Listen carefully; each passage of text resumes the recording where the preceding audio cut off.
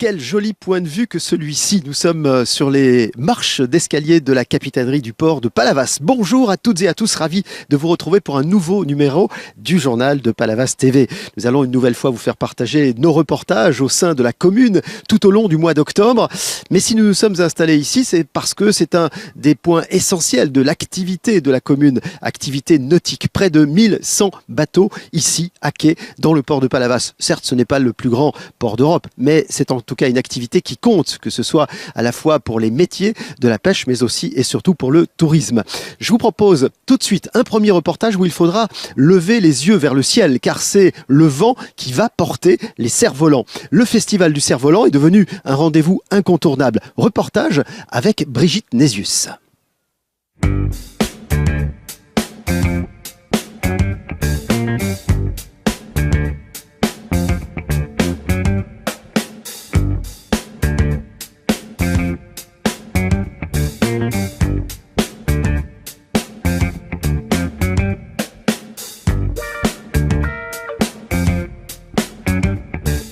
Manu, on se retrouve alors comme tous les ans, cerf-volant à Palavas. Alors qu'est-ce qu'il y a de nouveau cette année?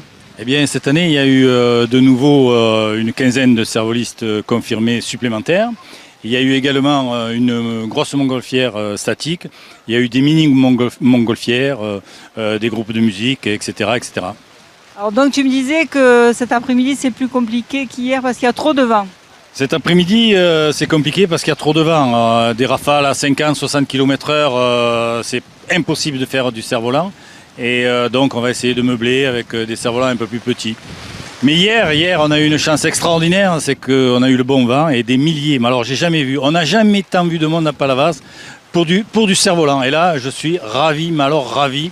Et surtout, je voudrais profiter de remercier la ville qui m'a fait confiance, monsieur le maire qui est 100% cerf-volant, 200% cerf-volant, parce que monsieur le maire a tout compris. Palavas, c'est une ville familiale où il faut accueillir des familles, où il faut accueillir des générations. C'est une animation intergénération. Alors merci monsieur le maire, merci le conseil municipal, merci le service technique.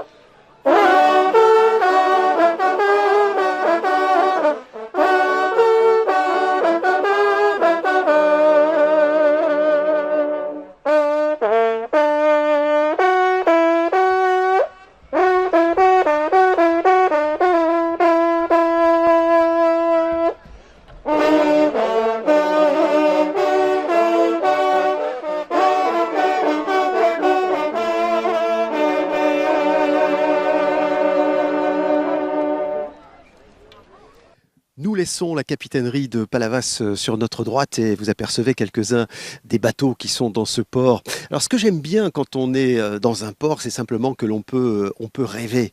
On peut rêver, alors sauf pour ceux qui ont la chance d'avoir un bateau, ce n'est pas le cas de tout le monde quand même, des plus petits, des plus modestes certes, jusqu'à des embarcations absolument incroyables. Voilà, le port, moi je vous dis, ça fait rêver. En plus avec un soleil comme aujourd'hui, c'est parfait, on se croirait presque encore un petit peu en vacances. Je vais vous parler des 23e Corégies languedociennes.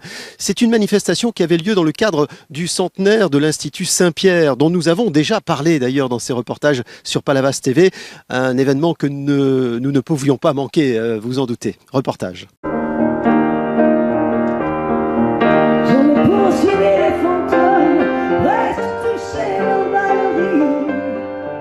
Ils ont frappé dans mon cou, je m'acquis.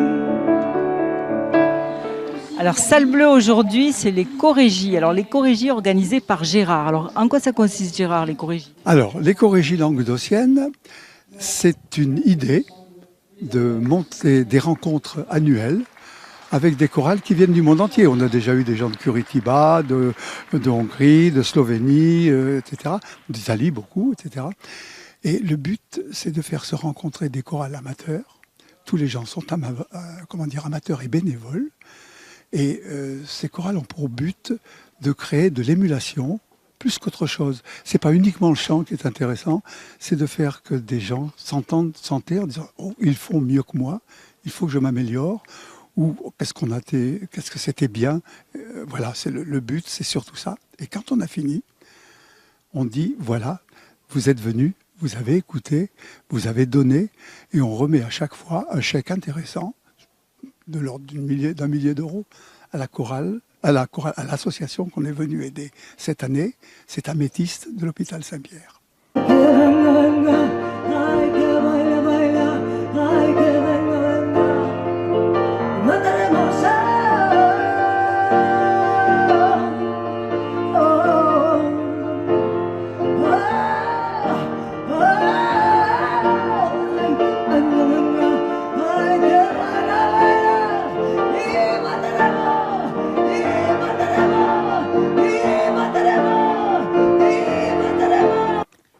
Alors vous, Maxime, vous êtes une de ces chorales.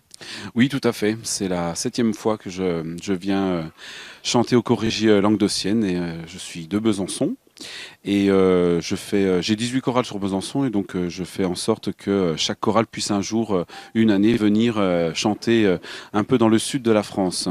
Alors est-ce que, comme Gérard le dit, vous avez trouvé des chorales qui sont meilleures que vous?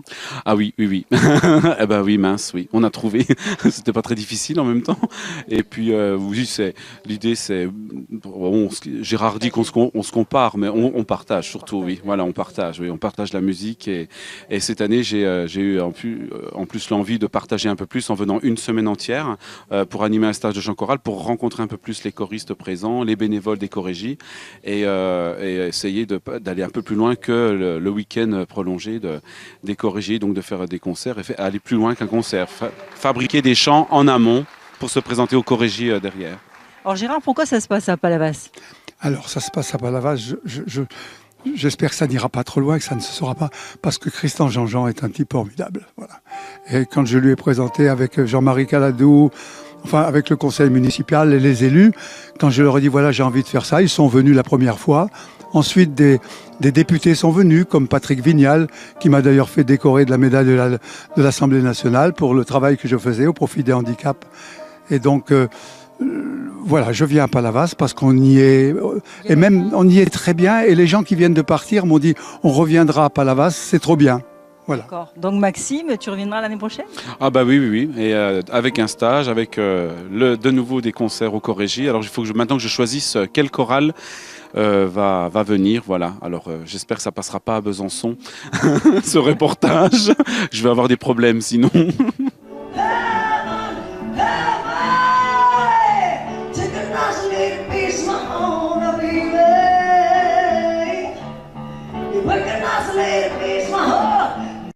Et nous continuons notre petite promenade le long du port de Palavas avec toujours ce soleil qui se reflète sur l'eau. C'est comme un miroir, hein. C'est en tout cas très très joli. Je vous propose maintenant d'aller porter notre caméra sur un festival qui est important, un festival de musique qui s'appelle Entre Terre et Mer, un festival qui voit cette année se dérouler la 14e édition. Et à cette occasion, notre caméra et Willy Saltel s'y trouvaient, direction l'église Saint-Pierre de Palavas.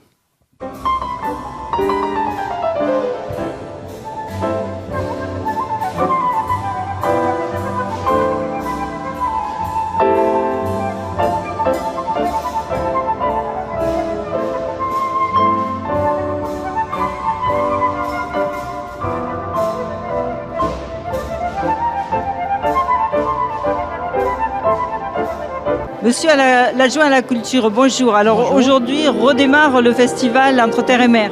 14e festival déjà, qui démarre donc par de la musique de jazz. On a voulu cette année soit très éclectique, puisque nous avons donc le premier concert, c'est du jazz avec les musiciens de l'Orchestre national. Le deuxième, c'est de la musique classique au mois de novembre, harpe et flûte. Au mois de janvier, on va inaugurer l'orgue en tant que concert, musique baroque, 2 trompettes et orgue. Au mois de février, la Missa Criolla, 2 chorales et un ensemble de musique latine, Amérique latine. Au mois de mars, nous avons du slam Et en mai, nous avons la musique du Luxembourg avec l'harmonie de Palavas. C'est un très joli programme. Voilà, oui, on essaie que ce soit très différent pour qu'il y en ait pour tous les goûts. Très bien, bon, on va écouter, merci. Je vous en prie.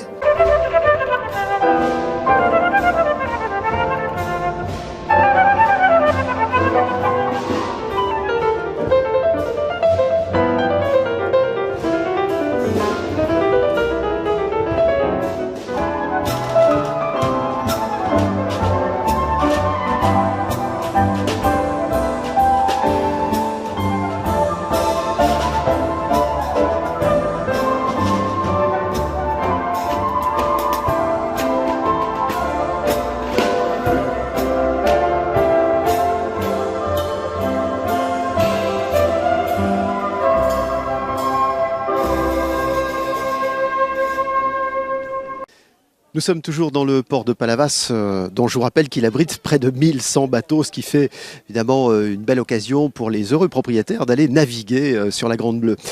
Autre reportage ce mois-ci, celui que nous avons consacré à une association qui s'appelle Mazepa.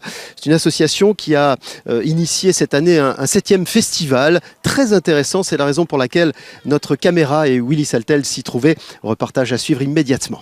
Pendant ce temps-là, je m'occupe des mouettes. Voilà, l'idée, ça serait que tu me dises un mot. Alors, le plus dur dans le port de Palavas, c'est d'arriver à interviewer une mouette. Alors, celle-ci n'est pas très craintive, hein. Elle a accepté que je l'approche un peu. Je vais lui tendre le micro. Peut-être a-t-elle... Non, elle n'a rien à nous déclarer. On passe au sujet suivant.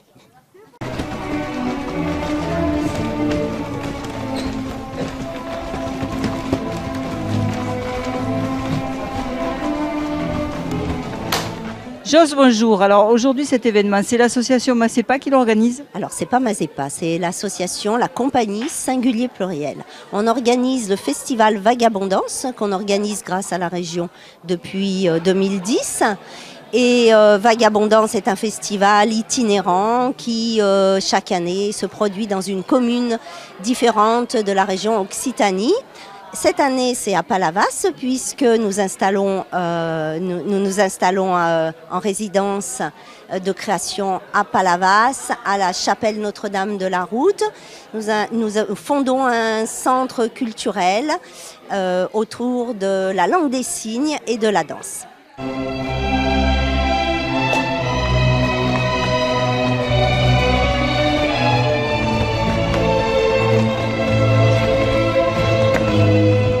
Donc les danseurs qu'on va voir, ils sont sourds? Alors, il y a des danseurs, certains sont sourds, d'autres entendants. Et donc l'ouverture ce soir du festival, pour ce premier lieu en fait très important pour nous localement, alors qu'il a été créé il y a quelques années déjà sur Paris, un deuxième type de lieu de ce style Ivité en 1976. Puis en 2017, ici, aujourd'hui, 42 ans après, un deuxième lieu en France, Mazepa. Et c'est vraiment une écriture chorégraphique issue de la langue des signes et de la danse contemporaine, donc qui donne une forme dansée particulière et poétique. Donc, bon, moi je suis la chorégraphe, il y a 6 à 8 danseurs. Voilà. Et on produit des créations chorégraphiques suivant les événements culturels de la région ou par rapport... voilà, on travaille beaucoup dans les musées, au musée Fab par exemple, de Montpellier, à la Panacée, on travaille dans les médiathèques, on se produit un petit peu partout. Voilà. D'accord. Et donc aujourd'hui, c'est Palavas? Aujourd'hui, c'est Palavas, mais on installe Mazepa, qui est Maison de l'art du signe dansé et des expressions plurielles de Palavas. Donc on s'installe pour plusieurs années, on installe un centre culturel dédié à l'art du signe et à la danse.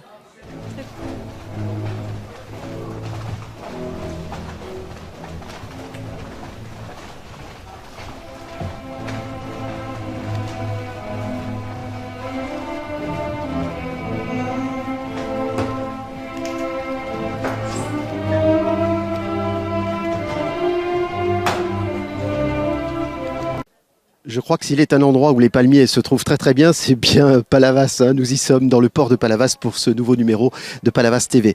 Allez, autre sujet de nos reportages pour ce mois d'octobre, celui consacré aux jeux vidéo. Vous vous souvenez peut-être de Mario Bros. Alors là, c'était une autre époque, il faut bien l'avouer. Aujourd'hui, les jeux vidéo passionnent, pas seulement les plus jeunes d'ailleurs, mais toutes les générations. Exemple de ce qui s'est passé à la salle bleue, à la salle des fêtes. Reportage pour Palavas TV.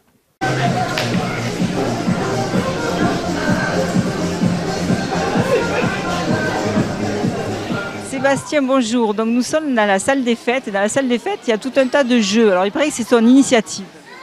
Alors c'est une initiative que j'ai proposée à Monsieur le maire et à l'ensemble du conseil municipal qui m'a suivi et qui ont accepté effectivement qu'on monte cette opération. C'est la 3e année qu'on monte cette opération, effectivement. Au début, on avait commencé exclusivement avec des jeux de société, non, des jeux de vidéo, pardon. Et cette année, on a voulu étendre ça aux jeux de société aussi, pour attirer les familles plus que les enfants qui venaient traditionnellement aux jeux vidéo. Et il n'y a pas que des associations de Palavas, tu nous disais tout à l'heure. Non, pour les jeux de société, on a fait appel à un prestataire qui est capable de nous amener le matériel, à la fois des consoles un peu plus anciennes et des consoles récentes, qui disposent d'un grand écran. Et pour les jeux de société, effectivement, c'est une association de Saint-Jean-de-Védas qui est spécialisée dans les jeux de société, qui organise pas mal d'événements et que j'ai rencontré et qui était ravi de venir travailler à Palavas avec nous en collaboration tout à fait amicale. Et puis alors aujourd'hui, alors je sais pas si tu as réussi ou pas, mais avec le temps qu'il fait, tout le monde va venir jouer. Oui, je pense aussi que le temps joue en notre faveur, effectivement. C'est les vacances scolaires, il pleut, du coup c'est dimanche. Je suis content qu'on ait mis sur pied cette opération. Voilà, c'est un moment en famille. Tranquillement, en se faisant plaisir. Et puis il y a du choix. Et il y a du choix. C'est aussi l'intérêt d'organiser ce genre de manifestation, c'est-à-dire que les enfants chez eux disposent de leurs jeux de société ou de leurs jeux vidéo. Là, ça leur permet de découvrir de nouveaux jeux, de partager des moments en famille et de découvrir, pourquoi pas, de nouvelles activités. Ouais. En famille et avec les autres, c'est ça qui est bien. C'est ça, exactement. Entre copains, en famille, puisque je sais que moi, ma fille, si je prends l'exemple de ma fille, par exemple, elle a donné rendez-vous à des copines à elle, de l'école, de sa classe, et elles vont se retrouver dans l'après-midi, de jouer dans un espace un peu plus grand auquel elle a l'habitude de jouer, que dans lequel elle a l'habitude de jouer. Donc c'est aussi l'intérêt de la chose.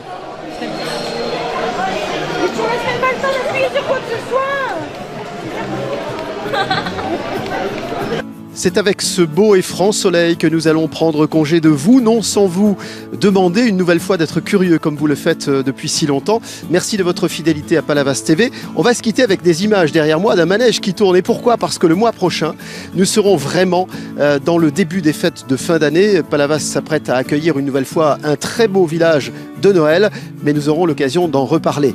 On vous donne rendez-vous donc quand vous le souhaitez. N'oubliez pas éventuellement de nous donner des petits tuyaux si vous avez envie que nous venions avec notre caméra suivre vos activités. Nous en serons absolument ravis. Je vous dis au mois prochain et en attendant, portez-vous bien.